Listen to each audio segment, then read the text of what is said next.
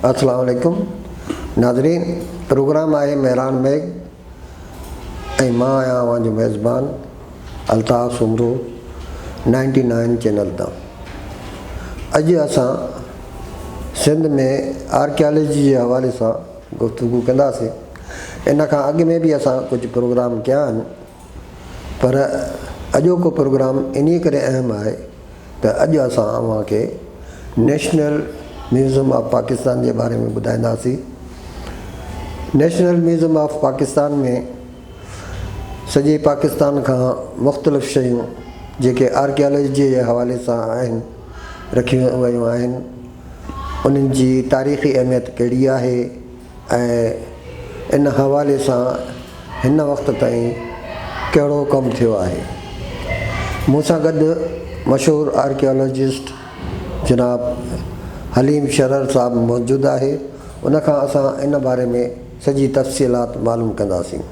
शरर साहिबु, मां तव्हांखे पंहिंजे प्रोग्राम में ख़ुशि आमदीद चवां थो ऐं तव्हां जेका रिसर्च हिन वक़्त ताईं कई आहे इन हवाले सां तव्हां मूंखे ॿुधाईंदव त नेशनल म्यूज़ियम ऑफ पाकिस्तान कॾहिं क़ाइमु थियो, उन जी कहिड़ी अहमियत आहे ऐं हिन वक़्त ताईं नेशनल म्यूज़ियम में कहिड़ियुनि कहिड़ियुनि शयुनि जो इज़ाफ़ो थियो आहे। महिरबानी साईं वॾी। नेशनल म्यूज़ियम ऑफ पाकिस्तान जेको आहे, इहो म्यूज़ियम जेको आहे हिते जेको असांजो अॼोको पाकिस्तान आहे, हिन सॼे में जेको पहिरियों ठहियो उन जो नालो हुयो विक्टोरिया अल्बर्ट म्यूज़ियम। त विक्टोरिया जेको आहे क्वीन विक्टोरिया जेका हू मलिका ई तंहिं ज़माने में, ऐं हू जॾहिं हिते विज़िट जे लाइ आई त जेको अब्दुल्ला हारून रोड आहे अॼोको, इन जो नालो विक्टोरिया रोड रखियो वियो। ऐं जंहिं बगी में वेही हू वेठी ऐं सफ़र कयईं, गाॾियूं त न हुयूं, त उन गाॾी खे जेको आहे असां जेको आहे विक्टोरिया करे छॾियोसीं हिंदुस्तान पाकिस्तान में बि। त हू जेके बगी हुजे जंहिंमें 6 सीटूं हुजनि उहा विक्टोरिया, ऐं जंहिंमें जेको आहे रुगो साम्हूं साम्हूं वारी हुजे उहो जेको आहे असांजी बगी। त हिते जेको आहे हू म्यूज़ियम जेको आहे हू जॾहिं आई त हू पंहिंजे मुड़ुस सां ॾाढी मोहबत कंदी हुई, अल्बर्ट सां। त हुन जे यादगारी में जेको अॼोको सुप्रीम कोर्ट जी बिल्डिंग आहे, इहा हुन जेको आहे ठाहिण जो हुन चयो त हिते ठाहियो। त हीअ जेको आहे हिते अल्बर्ट म्यूज़ियम ठहियो हुयो।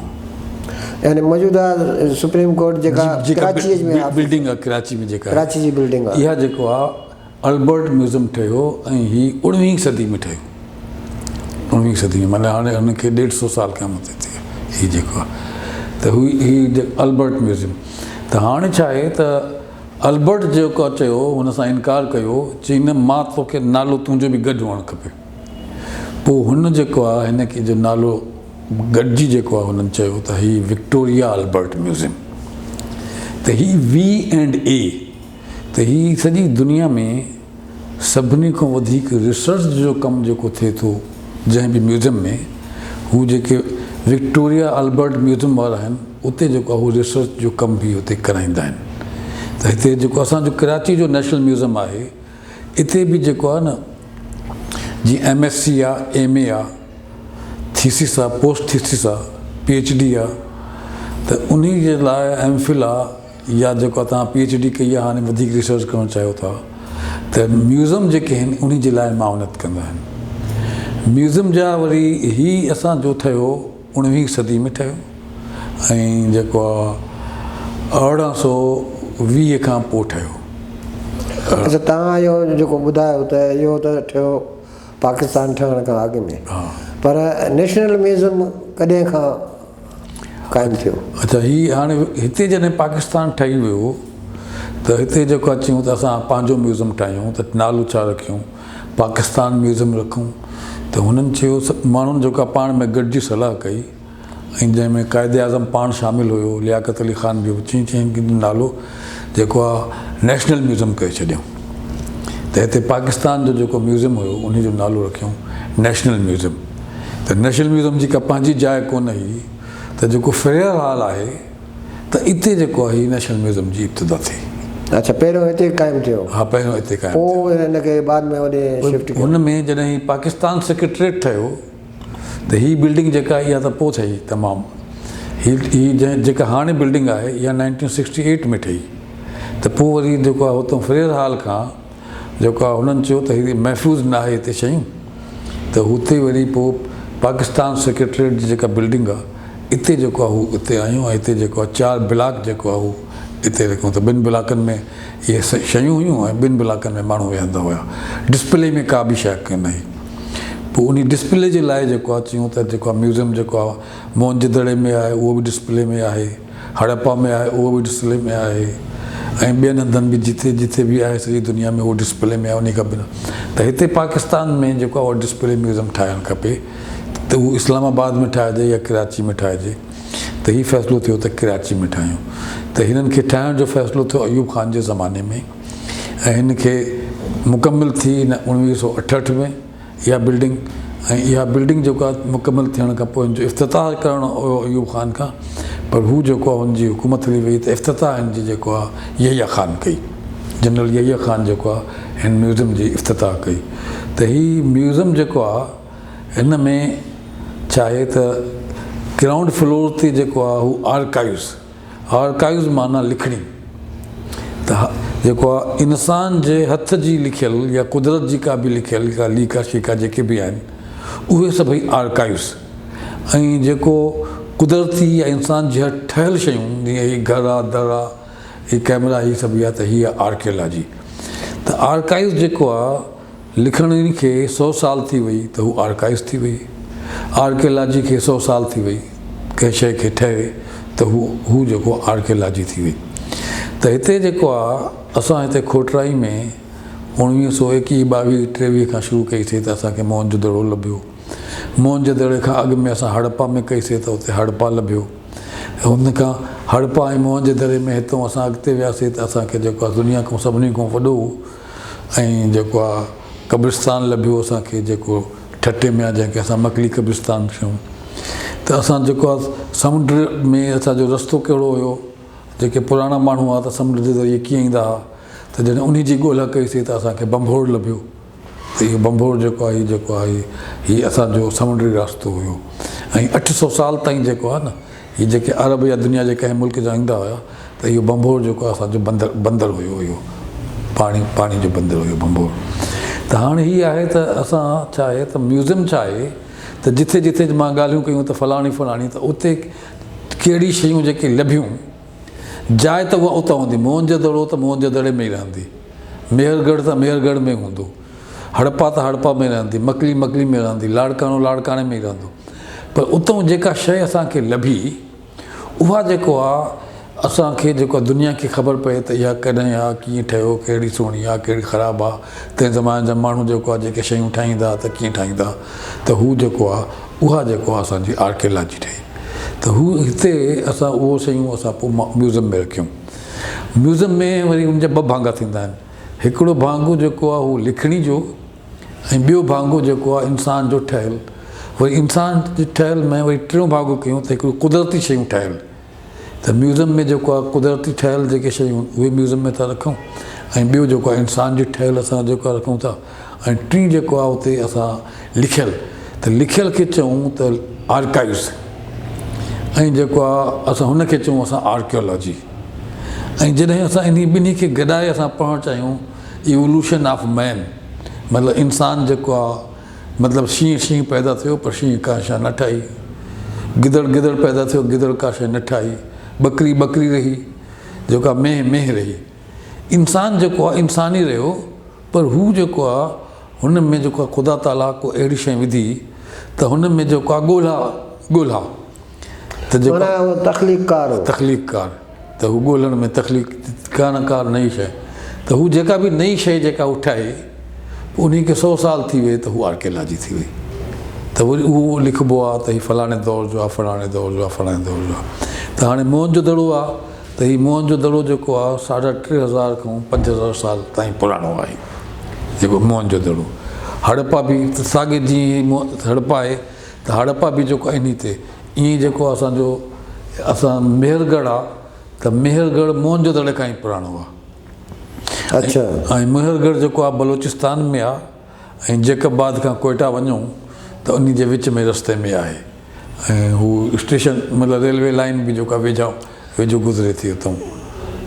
अच्छा, मेहरगढ़ खे उहा पब्लिसिटी न मिली सघी आहे जेका मोहनजोदड़ो खे आहे, उनजा कहिड़ा सबब? असल में छा थियो त मोहनजोदड़ो खे खोटरायूं कयूं अंग्रेज़नि ऐं मेहरगढ़ जी कयूं खोटरायूं फ्रांसीसियुनि। त हुननि जेकी किताब लिखी उहो तमामु घणियूं किताबूं हेॾियूं थुलियूं थुलियूं किताब लिखियूं ऐं फ़ोटो ऐं हू सभई किताब फ्रांसीसी में आहिनि। असां ग़लती असां छा कईसीं त असां उन खे गॾोगॾु जेको आहे उनखे इंग्लिश में ट्रांसलेट कंदा रहूं त असां जेको आहे हू मेहरगढ़ जेको आहे हू जेको आहे मतिलबु हू सभु हिकु शयूं महफ़ूज़ आहिनि, लिखणी तमामु घटि आहे। छाजे करे त हिन त पहिरियों असांजी जेको असांजो आर्कियोलॉजी जो रिसालो आहे त इन में जेको आहे 1900 जॾहिं असांजी 88 में जॾहिं असां शुरू कईसीं त हिन में जेको आहे पहिरियों मज़मून जेको आहे असां मेहरगढ़ जो असां ॾिनोसीं। त मेहरगढ़ जेको आहे हू तंहिं ज़माने में, हाणे त हू मेहरगढ़ जी उमिरि जेका आहे हू 9000 साल पुराणी ताईं आहे, पर तंहिं ज़माने में जेका असांजी स्टडी हुई त हू जेको आहे हज़रत ईसा अलैहिस्सलाम खां 5000 साल मतिलबु 7000, त 7000 खां मेहरगढ़ 9000 साल ताईं पुराणी जेका आहे शहर हुयो, इंसानी आबादी हुई, उते रहंदा हुया, उते शयूं हुयूं। ऐं दुनिया में सभिनी खां पहिरियों हीउ जेको प्यालो आहे इन प्याले ते को लीका शीका पाए नक्शो निगार असां चऊं, नक्शो निगार चऊं, उहो जेको असांखे मिलिया 2 मेहरगढ़ मां मिलिया। अच्छा। हू सभिनी खां पुराणा सॼी दुनिया में। मोहनजोदड़ो में उहे न मोहनजोदड़ो त हुन खां 4000 साल हेठि अची वई न। अच्छा। मतिलबु मेहरगढ़ खां पोइ असांजी आहे छा नालो आहे मोहनजोदड़ो, ऐं मोहनजोदड़ो जे विच में जेको आहे ॿियूं घणियूं त जेको आहे शहर असांजा आया ऐं पाणी में बुॾी विया। त हू छो बुॾिया त हीअ असांजो दरिया सिंध जेका आहे न इन खे त का हू कोन हुयो, त बंदवंत हुयो कोन। त जॾहिं मींहुं वधियो, पाणी वधो थियो त दरिया रस्तो वधाए वियो। त हाणे जेको माण्हू दरिया जे पासे ते वेठा हुया हाणे उते हुनजो ॻोठु जेको आहे छॾे वरी उहो दरिया जे पासे ॾे वञनि। त हीअ जेको आहे असांजा छा आहे त हिते असांजी घणियूं तहज़ीबूं असांजी सकाफ़तूं तबाह थींदियूं रहियूं हिन दरिया जे करे। दरिया सिंध जी जेको आहे न हू वकड़ ॾींदो रहंदो हुयो, हेॾे लॻे हुयो। मौजूदा तहज़ीब जेका असांखे मिली आहे, जेका क़दीम में क़दीम आहे, उहा कहिड़नि इलाइक़नि मां मिली आहे? मतिलबु तहज़ीब जा ऐं सकाफ़त जा ही हिननि खे 2 हिसनि में विराहियो पियो आहे।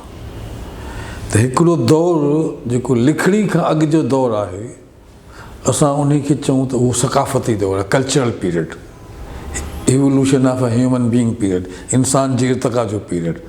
त हीउ जेको आहे लिखणी खां अॻु में, ऐं लिखणी खां पोइ जो जेको दौरु थियो उहो जेको आहे असांजो थियो तहज़ीबी पीरियड। इन खे छा कयूं, इन खे गॾिजाए अंग्रेज़ी ऐं उर्दू में कल्चर एंड सिविलाइज़ेशन। त कल्चर जेको आहे उहो क़दीम ऐं सिविलाइज़ेशन हुन खां पोइ जॾहिं माण्हू सिविलाइज़ थियो त जॾहिं लिखणी शुरू कई त a person become a civilized man. Civilize तव्हां हिन आर्कियोलॉजी जा बि एडिटर रहिया आहियो, एंटिक्विटीज़ जा बि रहिया आहियो, त इन में डिफरेंस छा आहे? असल में आर्कियोलॉजी जेको आहे हू ओवरऑल सब्जेक्ट आहे ऐं एंटिक्विटीज़ जेको आहे हू जेको आहे उन में जेके ठहियल शयूं आहिनि उहा आहे एंटिक्विटी। जंहिंसां असांजी हीअ पुराणी थी वई न त हीअ एंटिक्विटी थी वई ऐं आर्कियोलॉजी बि थी वई।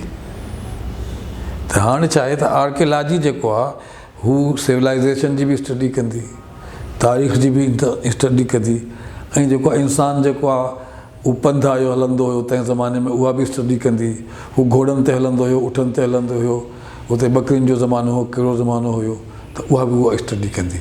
त उन खे असां चवंदा आहियूं, अंग्रेज़ी में चवंदा आहियूं पेस्टोरल पीरियड। मतिलबु जॾहिं माण्हू असांजा रिढूं पालींदा हुया, जेको असां घटा हुया, बकरियूं हुयूं, असांजी ज़िंदगी जो हू हुयो, त असां वटि जेको आहे असां ऐं हर न ठाहियोसीं ज़मीन खे जेको आहे असां पे, त असां पोखींदा हुआसीं, वरी उहो कटींदा हुआसीं, वरी ॿिए हंधि, त असां जेको आहे लॾ पढ़ाइण हूंदी हुई इंसान जी, त हिन ॻोठ खां हुन ॻोठ ते वञे, हुन ॻोठ खां हुन ॻोठ ते वञे, त हू असां त उहे लॾ पढ़ाइण में असांजी घणियूं तहज़ीबूं ऐं सकाफ़तूं सॼी दुनिया में जेको आहे ख़तम बि थींदियूं हुयूं। पर जिथे जेको आहे कुझु माण्हू वधीक ॾींहं रहिया त उहा जेको आहे हू वरी छॾे विया त हू वरी कुदरती तौर ते उते को जेको आहे तूफ़ान आयो हीउ आयो मिटी उन ते चढ़ंदी वई त हुनखे जॾहिं खोटराई कयूं त खोटराई में जेके शयूं थियूं हू थी वई असांजी आर्कियोलॉजी। अच्छा, इहो ॿुधायो त ठठो, मकली, भंबोर ऐं मोहनजो दड़ो इहे त सिंध में आहिनि। इन खां अलावा गंधारा तहज़ीब पंजाब में मिले थी, त इन खां अलावा बि ॿिए कंहिं इलाइक़े में बि रिसर्च थी आहे या न? असल में हीअ आहे त असांजो जेको छा आहे त जेको अॼोको पाकिस्तान आहे त तंहिं ज़माने में मोहन जे दौर में इहो सॼो हिकिड़ो ई मुल्क हूंदो हुयो। हुनजो नालो असांखे न आहे ख़बर त छा हुयो तंहिं ज़माने में। असां हुनजो नालो त हीअं रखियो आहे त हू जॾहिं माण्हू उतां लंघंदा हुया त हू माण्हुनि जी जेको आहे को हॾियूं वॾियूं ॾिसंदियूं त माण्हू जेको आहे हू डिॼंदा हुया तंहिं ज़माने में। त हू चवंदा हुआ त हिते जेको आहे हीउ जेको ठुल्ह आहे हीउ जेको आहे हीअ हिते मुअल माण्हू था रहनि। त मुअनि जो दड़ो जेको आहे जेके माण्हू मरी विया आहिनि उन्हनि जो दड़ो ठहियलु उन्हनि जो चयूं। पोइ हुनखे पोइ जेको आहे असां जेको आहे हिस्टोरियन एंथ्रोपोलॉजिन ऐं आर्कियोलॉजिस्टनि गॾिजी ऐं लिंग्विस्ट गॾिजी चयो हिनखे जेकॾहिं असां मुअनि जे दड़े जे बजाए, हू त अंग्रेज़ हुया न, त हुननि खे हू जेका उहो साॻियो ई जेको माण्हू चवंदा ॻोठ जा त घणो करे जेके नवां शइ आहिनि न त खोटराई खां पोइ जेका शइ लभंदी आहे त हाणे पुराणो नालो त जॾहिं मालूम थींदो पोइ जेको उते माण्हू ॻोठ जा चवंदा आहिनि उहो ई नालो रखंदा आहियूं। त हुनजो नालो असां रखियोसीं मुअनि जो दड़ो। त जिन सभई माण्हू चवंदा पर हीउ जेको आहे बेसिकली मुहन जो दड़ो। हाणे हीअ जेका इन में फ़र्क़ु आहे त मोहन जेको आहे हाणे जे मोहन जो दड़ो त मोहन जेको आहे हू हिंदू नालो आहे ऐं मोहन जो दड़ो हिंदुइज़म खां काफ़ी पुराणो आहे। मतिलबु हिंदू जेके जॾहिं हीअ जेके मज़हब ठहियो आहे इहे आया त इहे जेके आहिनि इहे जेको आहे 3500 साल अॻु जी ॻाल्हि आहे, मतिलबु 3600 साल। पर जेको आहे मोहन जो दड़ो जेको आहे हू तंहिं महिल जेको आहे ख़तमु थी वियो। मतिलबु मोहन जो दड़ो अॼु खां 5000 साल अॻु में इहा तहज़ीब इहा सकाफ़त शुरू थी ऐं जेको आहे 1535 साल अॻु में जेका हज़रत ईसा अलैहिस्सलाम खां मतिलबु अॼु खां 3500 साल इहा ख़तमु थी वई। पर साॻी जेको आहे इहा आहे त इहे माण्हू जेको आहे सॼो जेको अॼोको पाकिस्तान आहे त जीअं इहो सॼो इहो इन्हनि जी पाण में दोस्ती ही मोहबत ही या हिकिड़ी मुल्क ही इहा ख़बर न आहे। पर साॻी शइ जेका मोहन जे दड़े में आहे इहा ई शइ असांखे हड़प्पा में लभी आहे ऐं इहे ई अंग अहिड़ी जेको आहे शयूं ऐं बिल्कुलु हिकु जहिड़ी जेको आहे हुननि जी हिनखे असां चवंदा आर्ट एंड आर्टिफैक्ट्स जेके उतां जेके बि पुराणी ठहियलु इंसान जे हथनि जी शयूं मिलियूं उहे असांखे जेको हड़प्पा में बि उतां ई लभियूं। ऐं टीं असांखे बलूचिस्तान में जेके असां ईरान वारो जेको रस्तो हुयो पंधु अचण वारो उन रस्ते ते हिकिड़ो रस्तो ठाहियो वियो जेको आहे RCD regional cooperation for development ते पाकिस्तान ऐं ईरान जेको आहे गॾिजी इहो रस्तो ठाहियो कराची खां टर्की वारो। त RCD हाईवे जेको असांजो लसबेला खां वञे कोयटा खां थींदो ईरान हलियो वञे त इन रस्ते ते जेको आहे जॾहिं इहो रस्तो ठाहिणु लॻिया त हिते असांखे जेको आहे नओं शहर मिलियो त वरी असां जेको आहे हिते नई शयूं लभियूं हिते बलूचिस्तान जे हिन पासे में। त इन में असांखे छा थियो त हिननि जो कुझु लाॻापा समुंड सां वेझो हुया त हीअ जेको आहे हिते असांखे कुझु शयूं अहिड़ियूं मिलियूं आहिनि जेके समुंडू शयूं आहिनि। पर हिननि जी जेके बि शयूं असांखे जीअं हिननि जा थांव जेके मिलिया आहिनि ऐं थांवनि ते जेके नक्श आहिनि त उहे साॻा ई आहिनि हिते जिते मोहन जो दड़े में आहिनि। ऐं जेके गंधारा जेको आहे न हू मोहन जो दड़ो खां पोइ आहे। गंधारा जेको आहे हू गौतम बुद्ध जी जेका ऐं उन खां पोइ जेका ज़िंदगी थिए थी न उन खे चवंदा आहियूं असां गंधारा कल्चर गंधारा सिविलाइज़ेशन। त हू जेको आहे गौतम बुद्ध जेको आहे न जंहिंखे असां सिद्धार्था बि चऊं त हू जेको आहे गौतम बुद्ध जेको आहे हिते अची इबादत कई जेको आहे मौजूदा जेको आहे असांजो गंधारा त हीअ हिते त इन जे लाइ जेको आहे असांजो गंधारा त हिते असांजो Gandhara culture Gandhara civilization Indus culture, Indus civilization, Muslim culture, Muslim civilization, Persian culture, Persian civilization. अच्छा, इहो तव्हां ज़िक्र कयो जी, ईरानी आया त ईरानी इंडस सिविलाइजेशन, इंडस सिविलाइजेशन जी कुझु वज़ाहत कंदा? असल में इंडस सिविलाइजेशन जेका आहे, मतिलबु असां सिविलाइजेशन चऊं त वादी सिंध जी जेका तहज़ीब आहे, त हू असांजो छा हुयो त तंहिं ज़माने में लिखणी जेका ईजाद थी वई हुई, त लिखणी जे मतिलबु इन ते अञा ताईं जेको आहे अञा ताईं लिखणी हले थी सॼी दुनिया में। त जॾहिं लिखणी जो दौरु थियो त हू तहज़ीब जो दौरु थियो, ऐं जॾहिं जेको आहे लिखणी खां अॻु जो जेको दौरु हुयो उहो जेको आहे तहज़ीब जो दौरु हुयो, पर उहो असां हुनखे असां चयोसीं त हीउ सकाफ़ती दौरु हो, हीउ कल्चरल पीरियड हुयो। त जेको आहे इंडस वैली जेका आहे, हीउ इंडस जेको आहे हीउ कल्चरल ऐं period of the culture and civilisation, त इन खे चइबो आहे असांखे इंडस वैली वादी सिंध जी जेको आहे सकाफ़त ऐं तहज़ीब। त असांजी ॿोली असां वटि का रिकॉर्ड कोन्हे, लिखणी असां उन्हनि जी असां अञा ताईं पढ़ी न सघी आहे, जेके त असां उनखे इंडस स्क्रिप्ट चऊं, जेके असां ॻोल्हा में आहियूं, त उहा पढ़ी वञे त उहा जेका आहे, त इहा साॻी शयूं लिखणी जेका असां हितां मिली, ऐं असांखे ॿियो जेको आहे असांखे पंजाब में बि मिली, बलूचिस्तान में बि मिली, ऐं इंडिया में को इलाइक़ो आहे कालीबंगन राजस्थान जे भरिसां उतां बि मिली। त हिन जो मतिलबु आहे त असां में हिक ॿिए सां कीअं बि वेंदा हुआ, उठनि ते वेंदा हुआ या कीअं बि वेंदा हुआ, त हिक ॿिए सां लाॻापा बि हुया। ॿियो जेको हीअ आहे त हितां जी शयूं जेको आहे असांखे हिते इराक़ मां मिलियूं। इराक़ में दजला आहे, जीअं असांजे सिंधु नदी आहे त हुते दजला ऐं फरात ॿ नदियूं आहिनि, त असां हुनखे अंग्रेज़ी में चऊं यूफ्रेटस फरात ऐं दजला टिग्रीज़। त हुते जेको आहे हू असांजे मोहम्मद दरे खां वधीक पुराणी आहे, ऐं जेको आहे असांजे नील खां बि जेको आहे मिस्र खां बि वधीक पुराणी आहे। त हू जेको सभिनी खां अॻु में जेको आहे जेका इराक़ जी तहज़ीब हुई उहा तबाह थी, ऐं जन्नत जेको आहे ज़मीन ते जन्नत जेको पहिरियों दफ़ो ठहियो उहो इराक़ में ठहियो, जंहिंखे असां चऊं जेको आहे मज़हब जे हिसाब सां चऊं त हू शद्दाद हुनजो नालो हुयो। ऐं जॾहिं हू ज़ुल्म कयो त हू जेके हुन शइ इहे ठहियूं हुयूं त अलाह साईं उन खे जेको आहे ज़मीन मां किथे लिकाए छॾियईं, उहो उन खे असां जन्नत जो नालो ॾिनोसीं, शद्दाद जन्नत। त हीउ ऐं शद्दाद जेको आहे हू हज़रत इब्राहिम अलैहिस्सलाम जे दौर में हुयो। हाणे हिकिड़ो जेको हीअ आहे त हज़रत इब्राहिम अलैहिस्सलाम जेको आहे हू बि जेका 3500 साल अॻु जी ॻाल्हि आहे, ऐं मोहन जो दड़ो जेको आहे 3500 साल जेको आहे ख़तमु थियो। जॾहिं मोहन जो दड़ो तबाह पियो थिए त तंहिं ज़माने में जेको आहे हिकिड़ी नई तहज़ीब आई, जंहिंखे जेको आहे असां हज़रत इब्राहिम अलैहिस्सलाम जी तहज़ीब जेको आई, जेको असांखे जंहिंखे असां इजिप्शियन कल्चर चऊं। अच्छा, मुस्लिम कल्चर जे हवाले सां जेके शयूं मिलियूं आहिनि उहे कहिड़ियूं कहिड़ियूं मिलियूं आहिनि ऐं उन्हनि जी कहिड़ी अहमियत आहे?